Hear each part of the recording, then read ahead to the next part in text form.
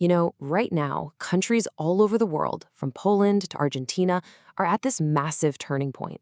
They're desperately trying to transform their economies into these global innovation hubs. And what's their first instinct? Well, their instinct is to just eagerly copy the Silicon Valley venture capital model, right? They want to replicate that magic formula of early stage funding. But what if I told you that trying to copy Silicon Valley before having the right foundation is actually a really massive mistake? Welcome to This Explainer. Let's dive right in. This brings us to a core question that basically challenges everything we're usually taught about startups. How do you actually build a world-leading company, a unicorn, without following that dominant Silicon Valley playbook? Like, how do you scale to $1 billion valuation without relying on those massive checks from traditional early-stage VCs? Honestly, it sounds almost impossible based on the headlines we read every single day, doesn't it? But to answer this, we aren't just going to rely on theories or guesswork. We're grounding this in undeniable hard data. Specifically, we're looking at a totally fascinating study covering exactly 125 different U.S. unicorn entrepreneurs. We are talking about the people who have successfully built billion-dollar companies from the ground up, right in the most competitive market in the world. And honestly, what their data reveals is going to completely flip the script on how we think these corporate giants are actually born. Okay, what's absolutely staggering here is that a full 94% of these wildly successful unicorn entrepreneurs actively avoided or delayed venture capital until their companies were already taking off. 94%. And get this, digging deeper into the data shows that roughly 76% of them never used VC at all. Literally never. They completely bypassed the traditional, highly publicized route. So this data completely shatters the illusion that early VC money is some kind of strict prerequisite for success. So let's get into Section 1, the truth of unicorns and VC and reevaluating the winning formula. Look, if 94% of the most successful founders are doing the exact opposite of what the dominant narrative tells us to do, we clearly need to reevaluate what actually works. And that brings us to our central thesis. Entrepreneurs make unicorns, not VCs. I mean, it sounds simple, but it is a profound shift in mindset. The media loves to spotlight the investors, right? Making it seem like their capital is what creates the magic. But the evidence clearly shows the exact opposite. The real driving force behind incredible business scale is the founder's capability, their vision, and their relentless execution, not just the investor's checkbook. Moving on to Section 2, maintain control, and specifically, why early capital often derails vision. Because taking money too early isn't just a financial decision. It fundamentally alters who is steering the ship and how the company develops. In the typical early-stage VC model, investors step in early to immediately shape the company's direction. They push for highly accelerated scaling, and frequently, actually far more often than people realize, they end up replacing the founders entirely. On the flip side, the founder-led model buys founders the crucial time they need to learn, adapt, refine their strategy, and organically evolve into the CEO role. Bottom line, giving up control too early often means you get replaced before you've even found your perfect strategic fit.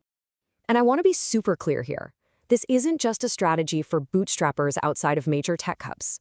Even in the very heart of Silicon Valley, the most successful founders intentionally protected their leadership from early investor influence.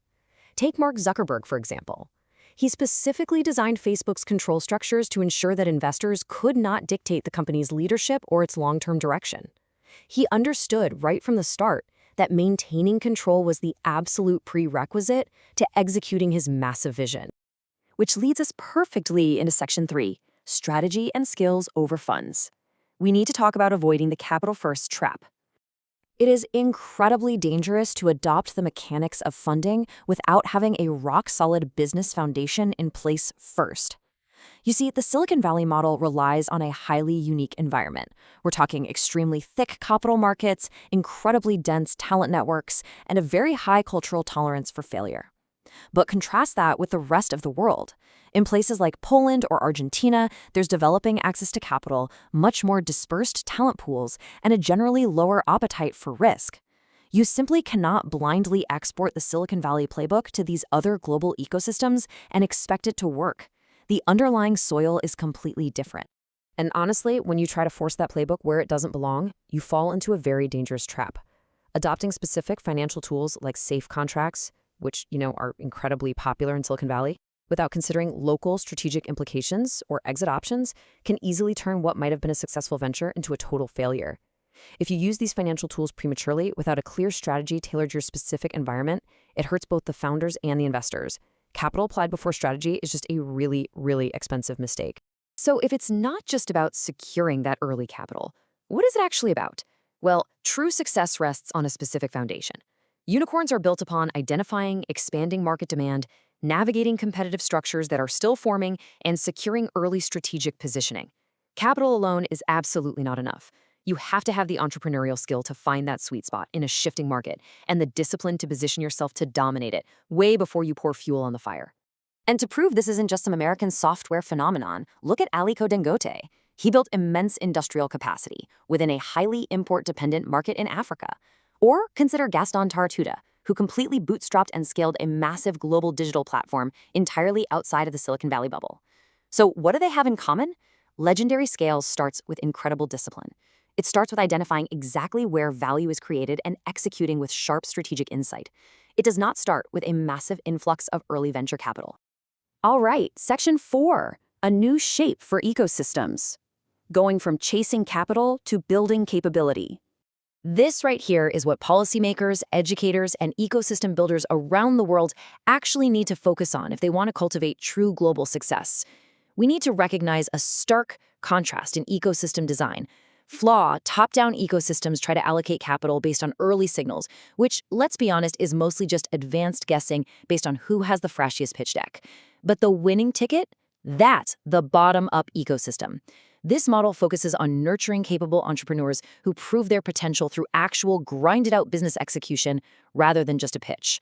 Because when an ecosystem gets this wrong, the consequences are pretty severe. Talented founders often leave restrictive ecosystems simply because those structures prioritize the performative art of pitching for capital over actual business execution. Countries like Poland and Argentina aren't lacking incredible entrepreneurial talent, not at all. Rather, they have structural flaws that literally force their most capable founders to migrate elsewhere, just to find an environment that supports real capability building. So here is the new ecosystem blueprint. 4 concrete priorities that nations must adopt. First up, actively nurture capable entrepreneurs who can spot and dominate emerging trends. Second, allow founders the environment to maintain control long enough to actually find their strategic fit. Third, lower the structural barriers so people can build and scale locally instead of fleeing. And fourth, apply capital selectively and only after there is undeniable proof of concept.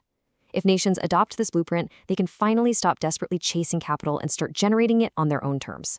So as we wrap up this explainer, whether you are a founder in the trenches building a company or a policymaker trying to shape an entire economy, I want you to ask yourself, are you just chasing capital or are you actually building capability? The data from 125 of the world's most successful entrepreneurs is crystal clear on which path actually leads to unicorn-level success. Thanks so much for joining me, and I really hope this data totally changes how you view the startup journey moving forward. Keep building.